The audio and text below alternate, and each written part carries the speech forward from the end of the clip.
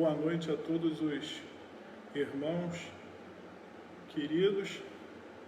Um prazer estar aqui junto, mesmo que de forma virtual, a todos vocês.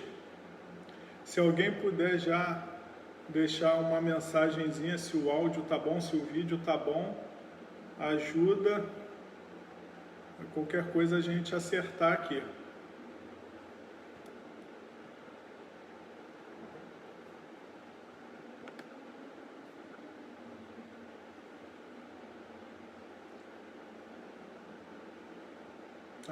Obrigado, Fátima. A Fátima já colocou aqui que está tudo perfeito.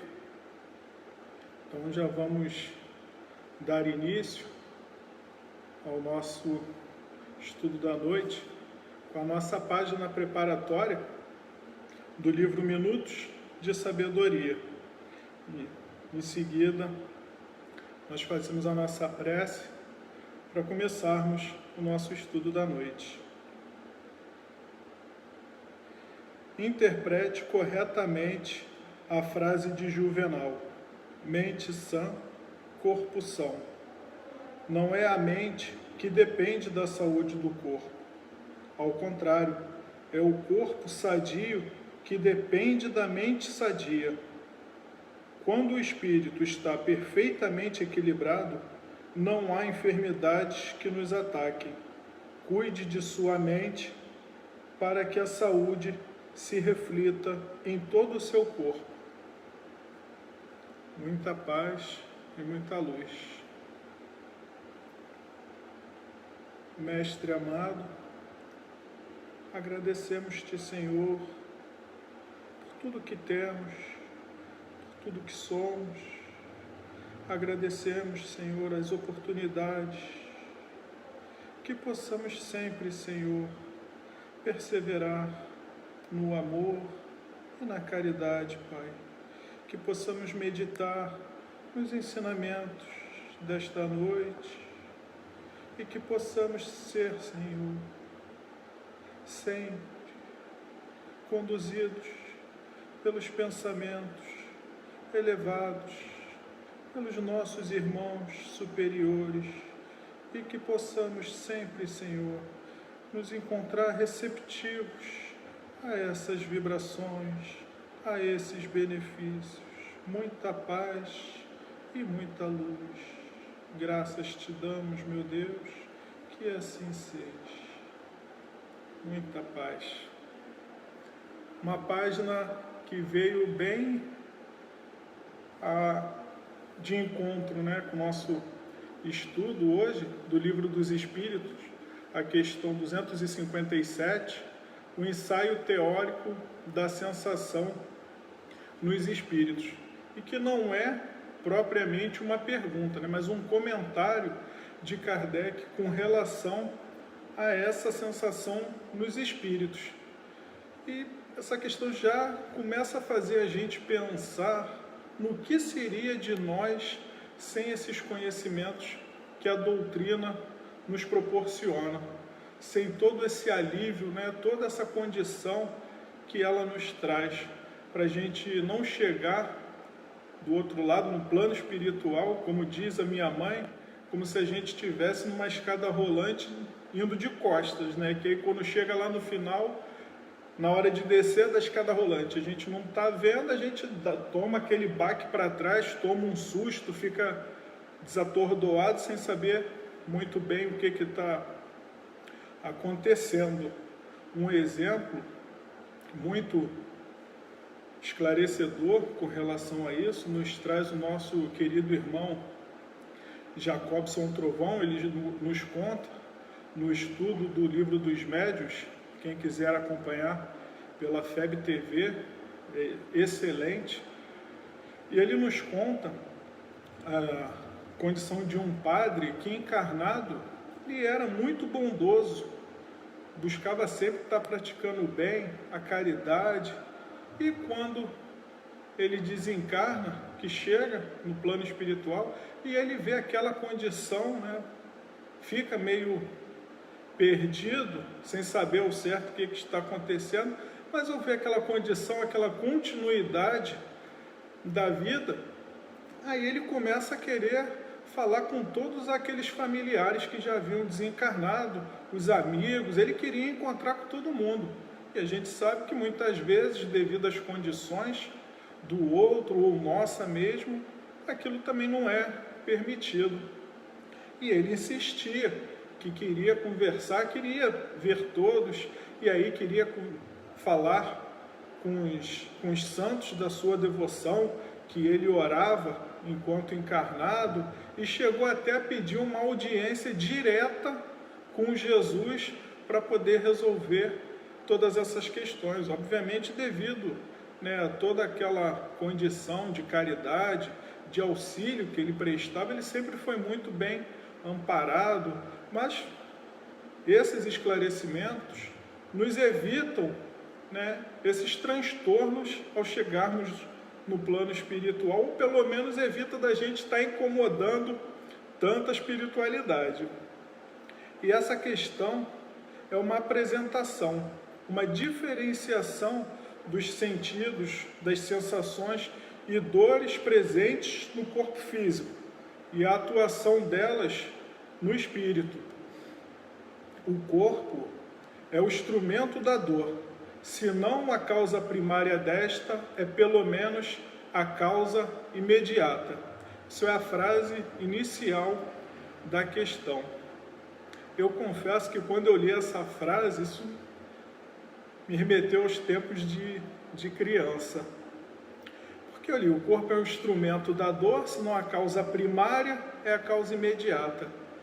Aí eu lembrei daquela coisa de criança que eu cheguei para minha mãe, a primeira vez que eu ouvi falar de apêndice, e eu fui falar com a minha mãe, meu pai, falei assim, o que é apêndice? Aí eles, apêndice é um negócio que tem dentro da sua barriga, é um órgão aí. Falei, mas serve para quê?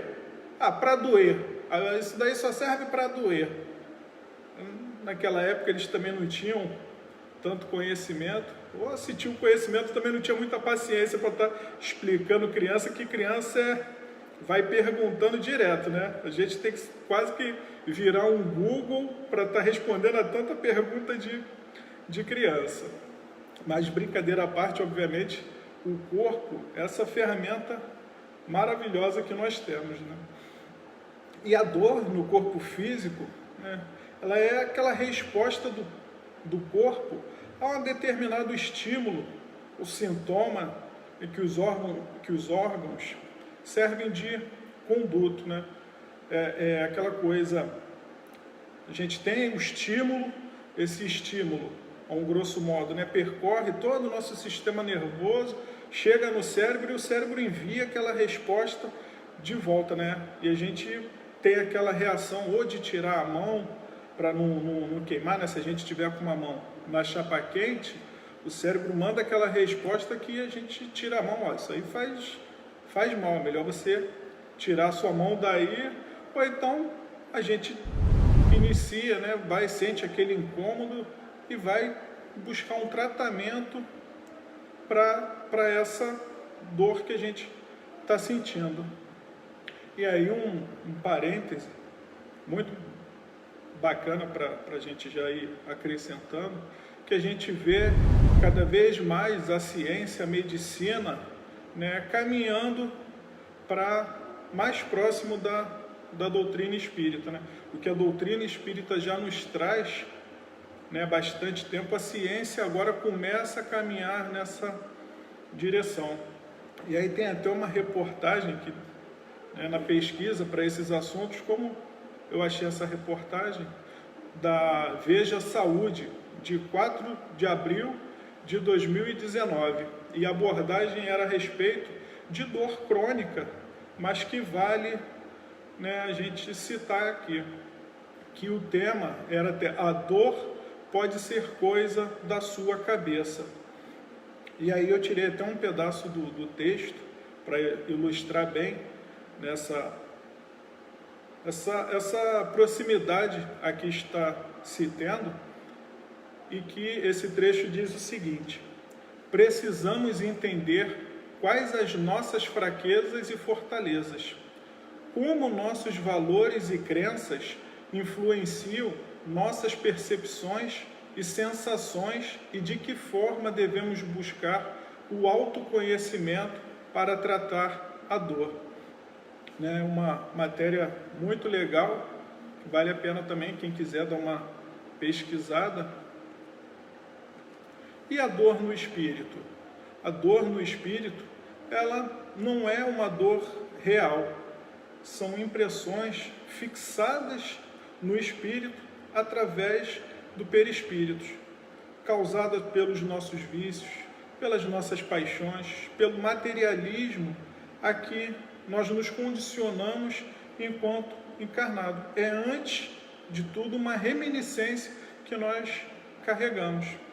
Sem o corpo físico, perde-se o ponto real de origem daquela dor. E essa sensação ela passa a ser difusa de uma forma geral.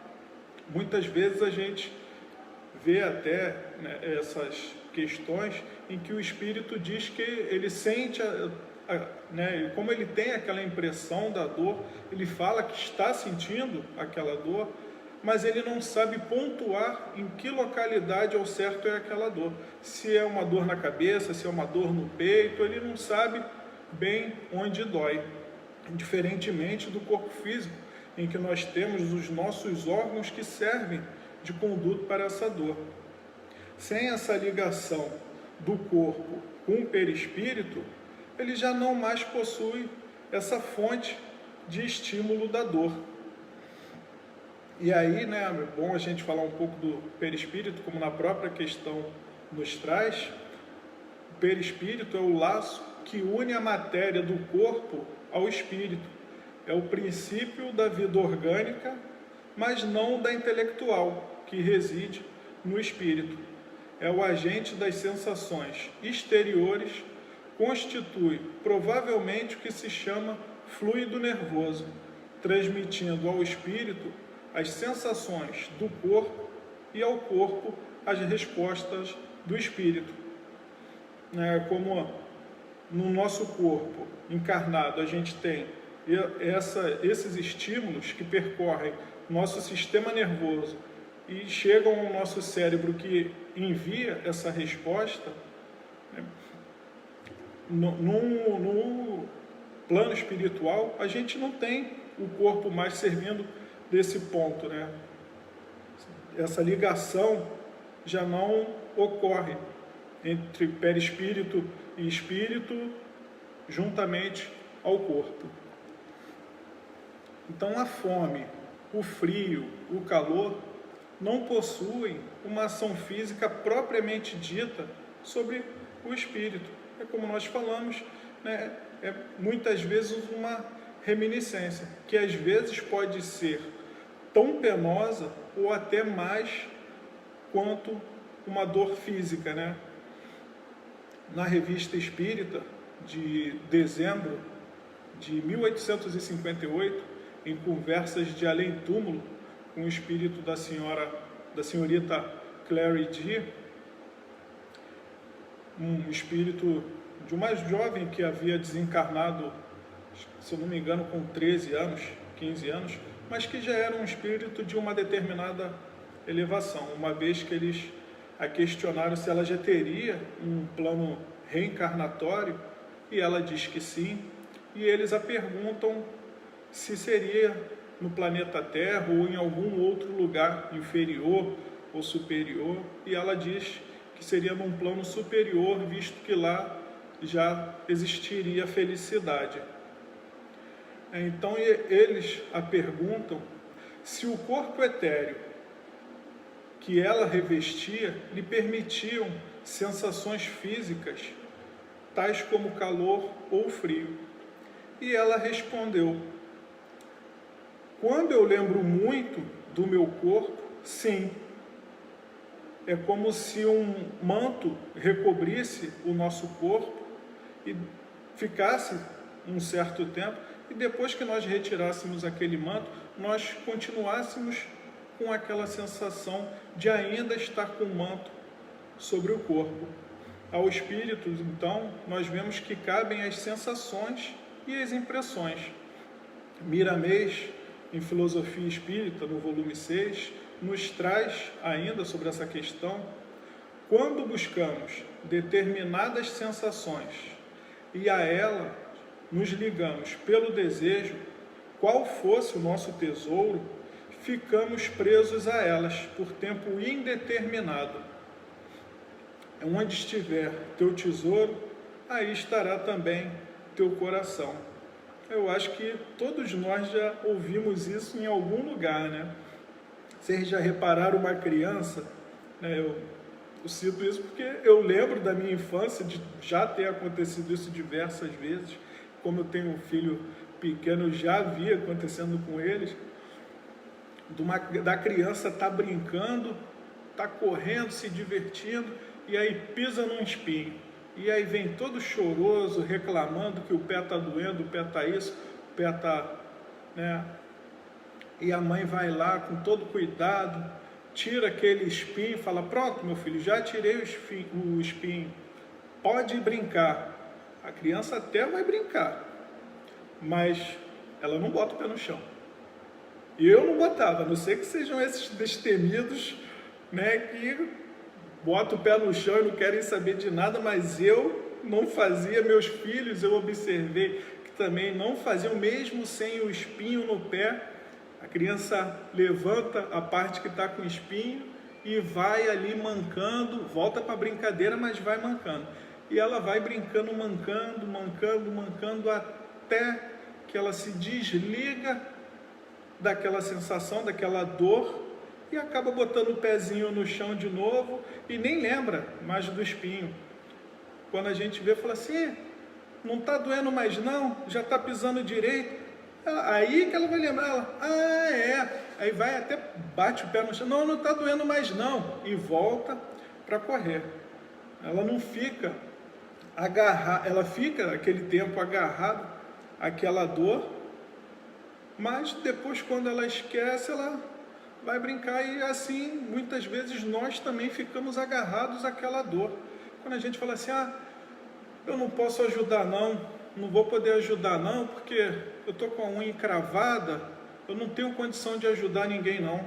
Então, eu não posso trabalhar porque eu tenho uma dorzinha na coxa, essa dor me acompanha há tanto tempo, mas se eu for trabalhar, vai doer, vai me incomodar, e a gente fica alimentando aquela dor, né, usando-a como desculpa para não trabalhar.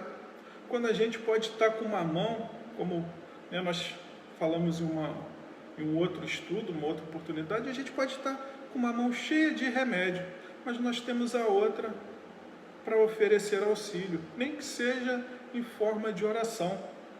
Jesus, num dos momentos mais difíceis que ele teve na sua passagem aqui, na crucificação, ele ainda fez uma oração e pediu a Deus: Pai, perdoa-os, eles não sabem o que fazem.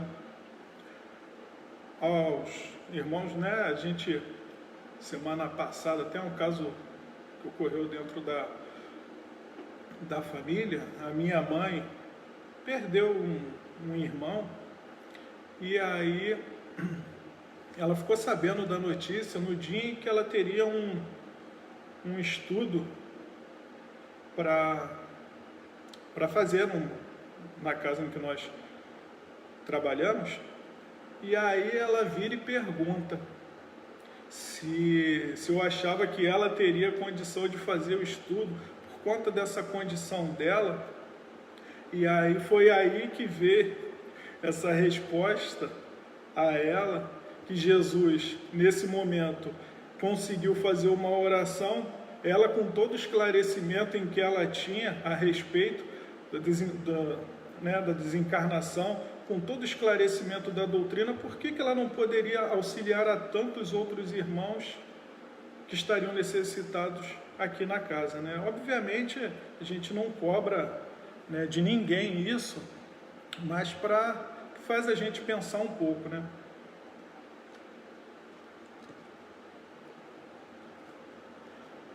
E ainda na mesma edição da Revista Espírita, em Sensações dos Espíritos, Kardec nos narra uma situação em que ocorre que eles estavam reunidos, né, ele com os amigos, e eles tratavam de evocações. Quando de repente um espírito se manifesta, então um espírito de um homem que eles conheciam, mas ninguém tinha citado o nome ou pensado naquele homem, e ele apareceu de repente mesmo. E aí, como era uma noite muito fria, ele então se manifesta e pede licença, né, pedindo permissão para que ele ficasse por 3 dias ali próximo à lareira, para que ele se aquecesse. E eles sabiam da condição daquele homem, que quando encarnado, ele era muito avarento, e que ele passava aquele frio voluntário devido a essa condição de avareza. Ele, para economizar a sua riqueza, ele passava o frio e obrigava todos aqueles irmãos que estavam na casa junto com ele a passarem também aquela condição. E aí então ele diz que se fosse permitido que ele ficasse próximo à lareira, aquilo daria a trazer um imenso alívio para ele, em função do frio que ele via sentindo. E aí Kardec então, aproveitando essa situação, dirige a São Luís as seguintes perguntas: consentireis em dizer-nos como esse espírito de avarento, que não tinha mais o corpo material, podia sentir frio e pedir para se aquecer? E São Luís responde: podes representar os sofrimentos do espírito pelos sofrimentos morais. Kardec então: concebemos os sofrimentos morais como pesares, remorsos, vergonha, mas o calor e o frio, a dor física, não são efeitos morais. Experimentariam os espíritos tais sensações? E a resposta: tua alma sente frio? Não, mas tem consciência da sensação que age sobre o corpo. Aí Kardec diz: disso parece resultar que esse espírito de avarento não sentia um frio real, mas a lembrança da sensação do frio que havia suportado, e essa lembrança, tida por ele como realidade, tornava-se um suplício. E aí São Luís lhe responde: é mais ou menos isso. Fique bem entendido que há uma distinção, que compreendeis perfeitamente, entre a dor física e a dor moral. Não se deve confundir o efeito com a causa. Então nós passamos tanto tempo alimentando aquela dor enquanto a gente está aqui encarnado, e esse sentimento vai impressionando o nosso espírito. E ao desencarnar, a gente carrega aquela impressão, aquela sensação de achar que a gente ainda está ligado àquela dor. O perispírito, ele não carrega essas dores, mas ele pode também sofrer os reflexos dela, porque a gente sabe dessa capacidade do perispírito, essa plasticidade, essa capacidade de se moldar, que é muito comum aos espíritos superiores, mas que alguns irmãos inferiores também sabem, né, dominam essa propriedade. Nós temos um exemplo disso no livro Libertação, de André Luiz, onde ele nos narra a condição de uma mulher que, ao desencarnar, ela vai se aproximando de uma cidade dominada pelas trevas. E essa mulher, no seu período em que esteve encarnada, ela cometeu verdadeiras atrocidades, inclusive tirando a vida de familiares. E ela, chegando próximo àquela cidade, né, ela viu aquele grupo de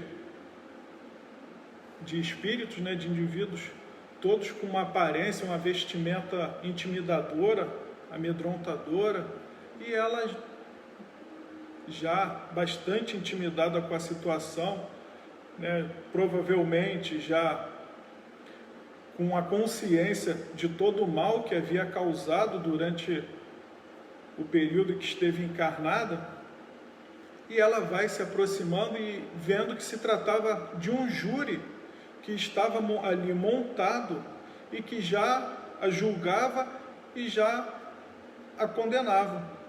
E aquele que parecia ser o líder, já gritando, ela deu, a sentença foi dada por si mesma, ela não passa de uma loba.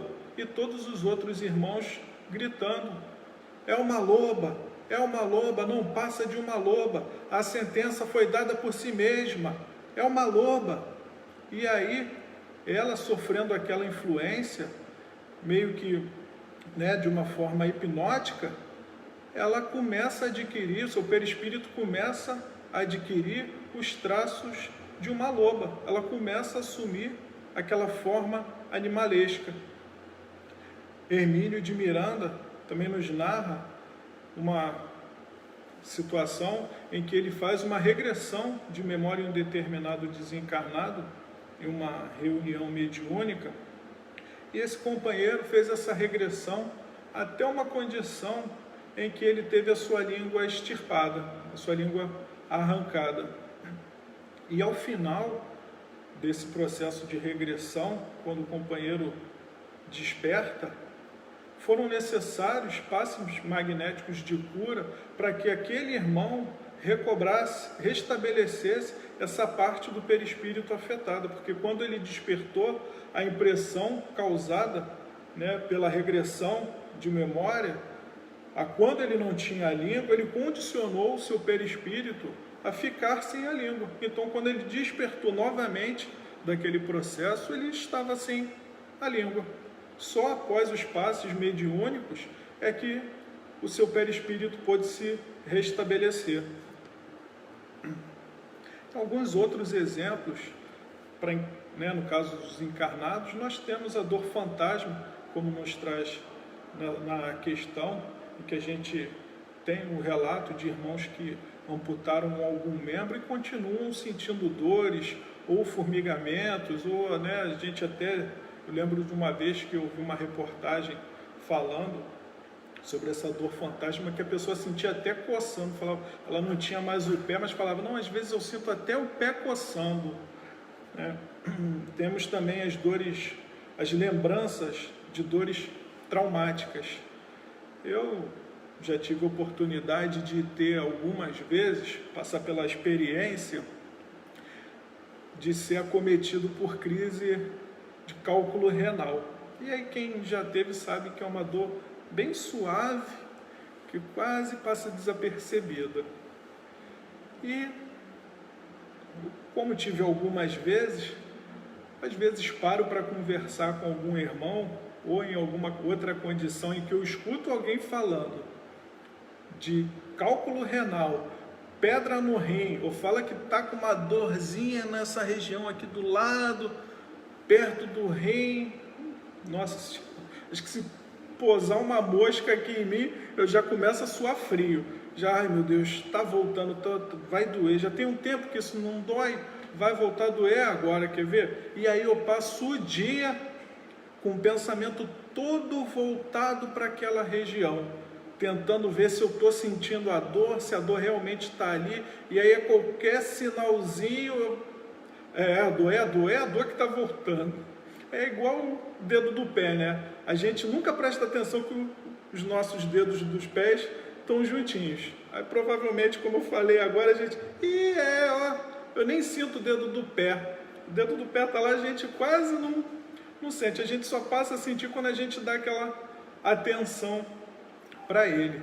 E temos também, as ilusões, no caso de tombos e quedas, para sair um pouquinho da reminiscência, em casos em que nós vimos, nem sei se ainda tem isso, mas aquelas videocassetadas, em que a gente via às vezes a pessoa caindo ou levando uma pancada que a gente chegava a se contorcer, né? Falar, ai, isso doeu em mim. E muitas vezes a gente não tinha passado pelaquela determinada situação, pelo menos não nessa encarnação, mas aquilo ali trazia né, a gente aquela sensação, né, aquela angústia, né, que nos afligia, e a gente ficava ali, ai, essa daí doeu em mim, eu torcia o nariz, eu olhava até para o lado, né?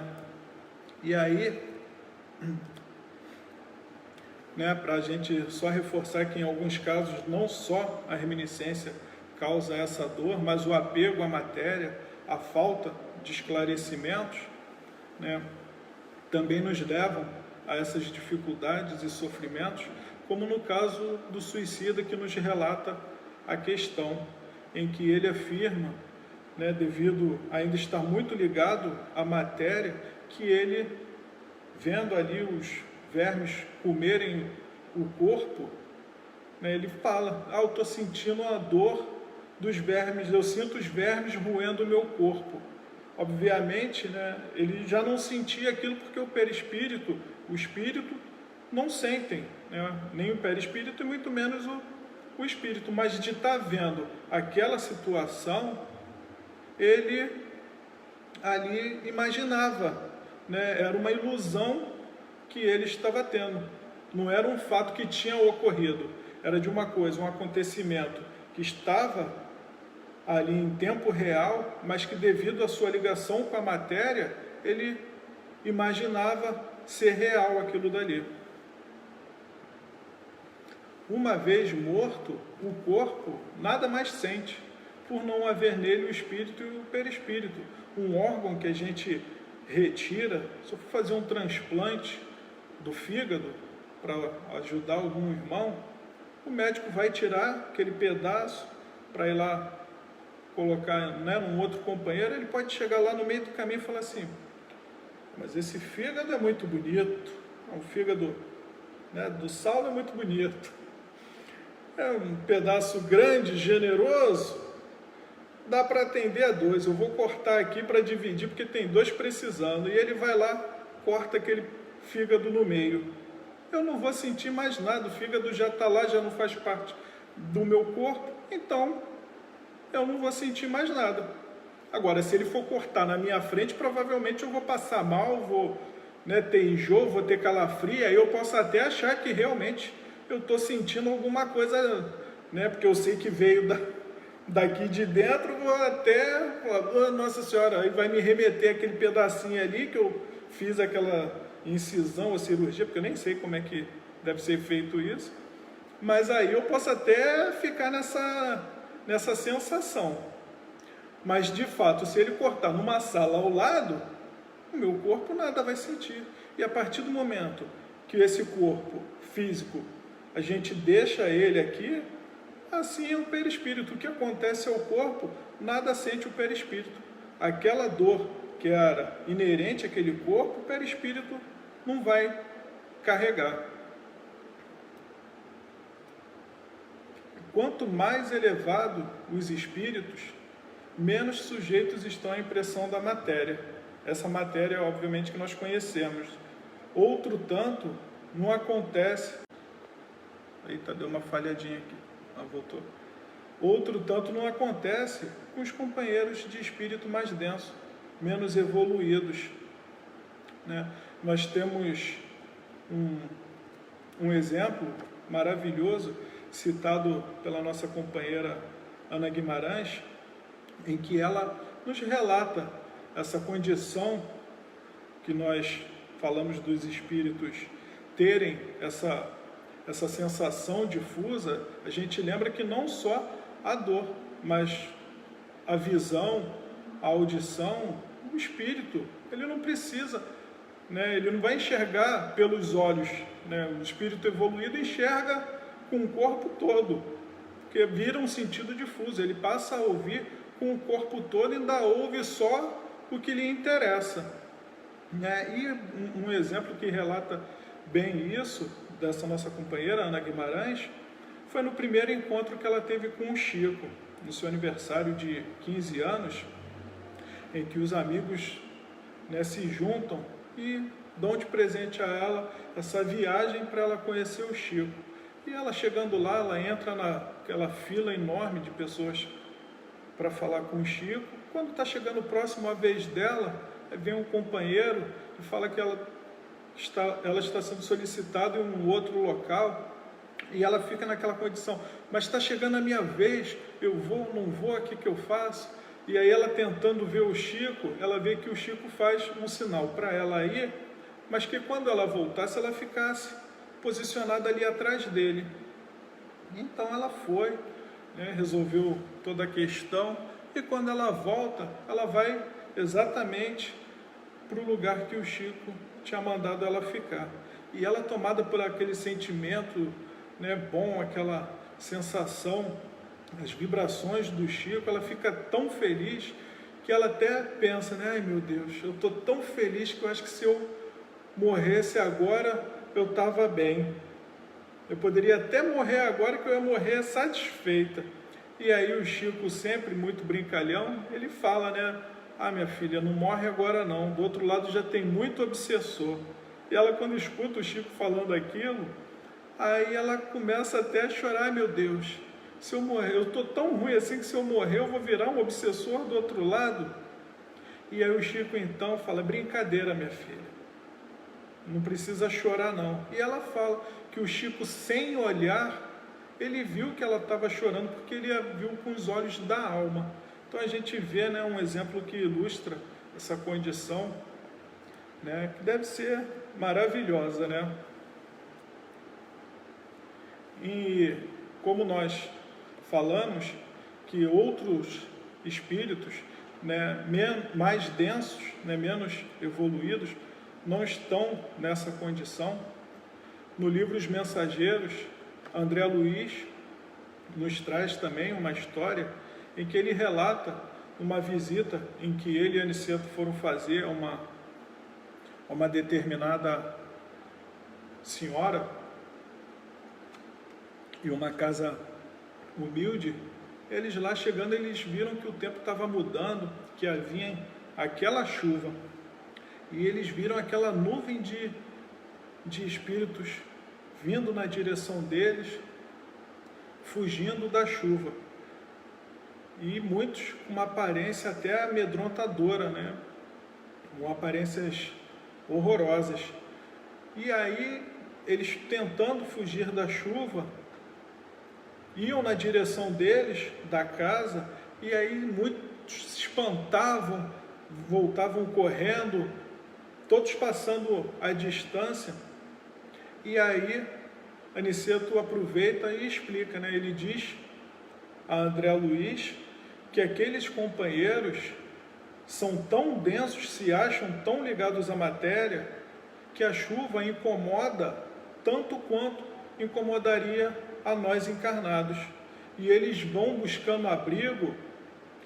Primeiro eles tentam um abrigo nas casas noturnas, né, para tentar achar alguém numa vibração compatível com a deles. Quando não acham, eles vão buscando as casas com as portas abertas, porque eles são tão densos, né, que eles se acham, né, numa condição que, se a porta estiver fechada, eles não ultrapassam. Então eles buscam as casas de portas abertas.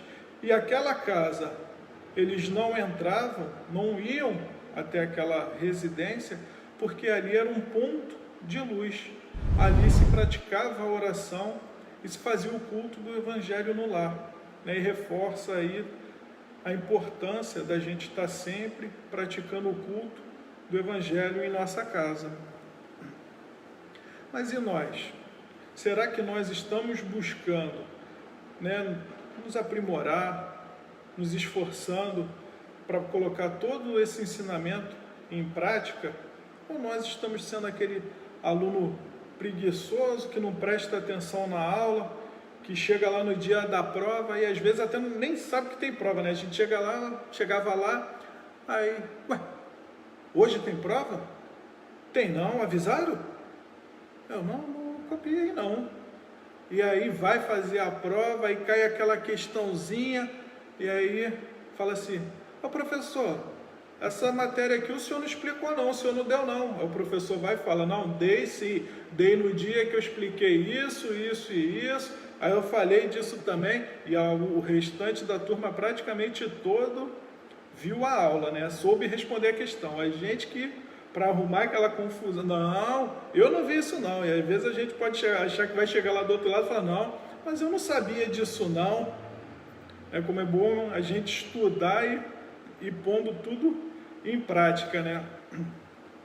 E que nós, meus amados irmãos, possamos sempre buscar esses esclarecimentos e pôr em prática, né, para evoluir, né, buscando esse aprendizado moral, intelectual, pois a maior parte desse sofrimento nós vemos que nós mesmos que causamos.